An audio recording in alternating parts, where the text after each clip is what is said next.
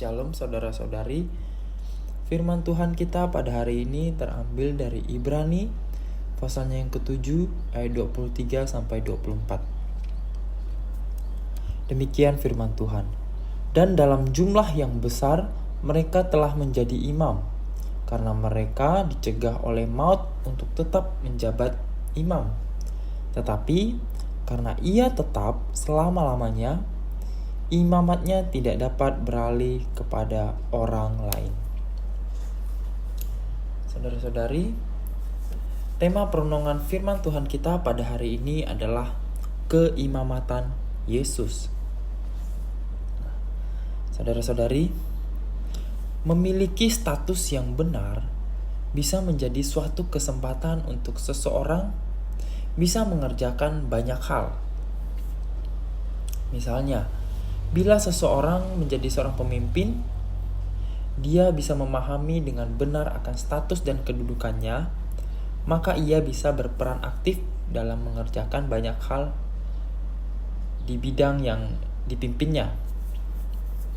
Nah, pada bagian ini saudara-saudari, penulis Ibrani hendak memberikan penekanan khusus mengenai status Yesus Kristus sebagai imam besar.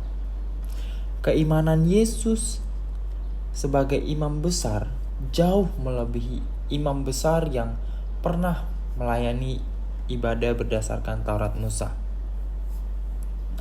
Saudara-saudari, penulis Ibrani di sini menegaskan bahwa imam besar menurut garis keturunan Lewi adalah tidak sempurna. Jadi mereka tidak sempurna dan terbatas dalam kurun waktu tertentu. Tetapi menurut peraturan Melkisedek, Yesus adalah imam besar. Ini artinya Yesus adalah imam.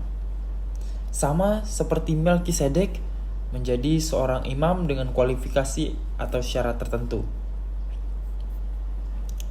Bukan karena adanya peraturan-peraturan yang ditetapkan oleh seseorang atau peraturan-peraturan ditetapkan oleh manusia, bukan karena ditentukan oleh manusia, kemudian bukan juga karena keturunan satu suku apa, dan bukan ditetapkan oleh seseorang.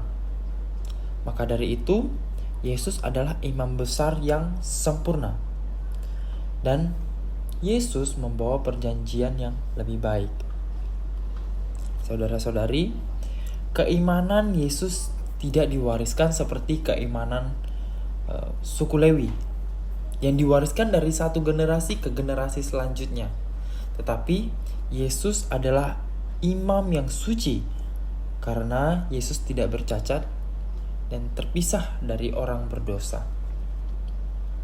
Nah, dengan demikian, saudara-saudari sekalian, sebagai orang percaya kepada Kristus, maka kita harus menyadari bahwa Yesus adalah raja dan imam besar dalam kehidupan kita.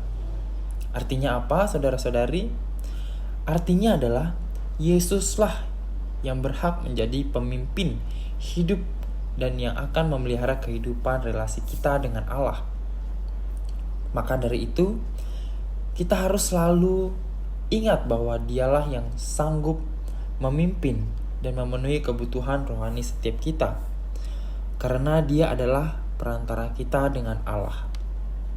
Maka dari itu, mari kita senantiasa berdoa dengan mengandalkan Yesus dalam setiap aspek kehidupan kita, serta menaati pimpinannya.